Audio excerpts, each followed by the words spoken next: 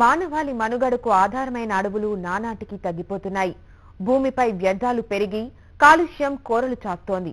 ఇంధనాల కోసం భారీగా ఖర్చు చేయాల్సి వస్తోంది. ఇలాంటి సమస్యలకు పరిష్కారం చూపుతూ వచ్చిన బయో ఇంధనానికి క్రమంగా ఆదరణ పెరుగుతోంది. పంట పొలాల్లో కోతలు నూర్పిళ్లు పూర్తయ్యాక ఎన్నో వ్యర్థాలు పోగవుతాయి. ఇలాంటి వాటిని పడేయడం లేదా తగులబెట్టడం చేస్తారు. కానీ వీటిని సద్వినియోగం చేసుకునే పరిజ్ఞానానికి ఆదరణ పెరుగుతోంది. బయోమాస్ బ్రికెట్టుగా పిలిచే ఈ విధానం దశాబ్దం క్రితమే ఆరంభమైన ఇటీవలే వీటి వినియోగం ఎక్కువైంది.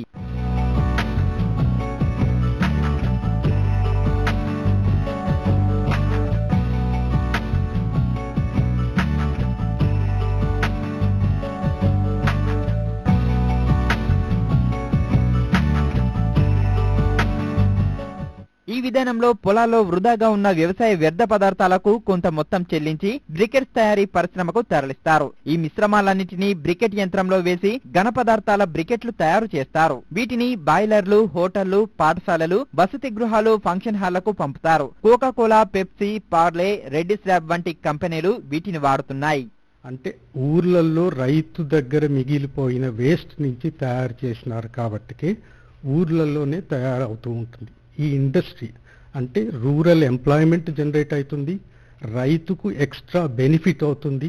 రైతు వదిలిపెట్టి పారేసింది, కాల్ చేస్తుంది, తగలబెడుతున్న వేస్ట్ నుంచి ఇది తయారవుతుంది కాబట్టి రైతుకి కొద్దిగా ఎక్స్ట్రా బెనిఫిట్ ఇస్తూ వాళ్ళకి కొన్ని డబ్బులు ఇస్తూ ఆ చెత్తని ఎత్తుకొని ఈ ఇండస్ట్రీ వాళ్ళు ఇలా బ్రికెట్ తయారు చేస్తారు.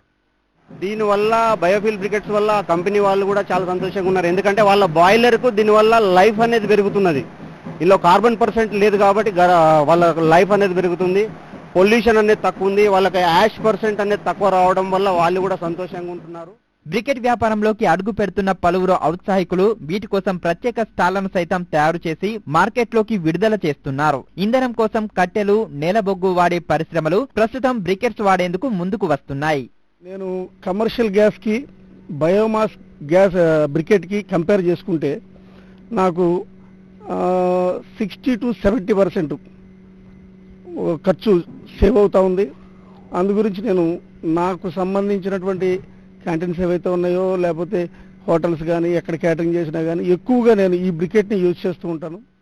ఈ బ్రికెట్స్ కూడా డిస్ట్రిబ్యూషన్ తీసుకుని ఈ hotels, restaurants, hostels, bulk cooking units ఎక్కడ ఉన్నాయి అక్కడ నేను డెవలప్ చేసుకుంటూ వచ్చాను. ఒక 15 రోజుల క్రితం నుంచి డొమెస్టిక్ స్టవ్ కూడా R&D చేస్తున్నామండి. విత్ ఇన్ షార్ట్లీ అది కూడా మేము మార్కెట్లో లాంచ్ చేయాలని చెప్పి ఆలోచనలో ఉన్నాం. బ్రికెట్స్ వల్ల అడవుల నరికివేత తగ్గుతుంది. పొలాల్లోని చెత్త సమస్యకు పరిష్కారం లభిస్తుంది. ఇతర ఇంధనాలతో పోలిస్తే డబ్బు ఆదా అవుతుంది. ఇలా అన్ని రకాలుగా అందరికీ అనుకూలంగా ఉన్న బ్రికెట్ ఇంధనానికి మున్ముందు మరింత ఆదరణ పెరిగే అవకాశం ఉంది.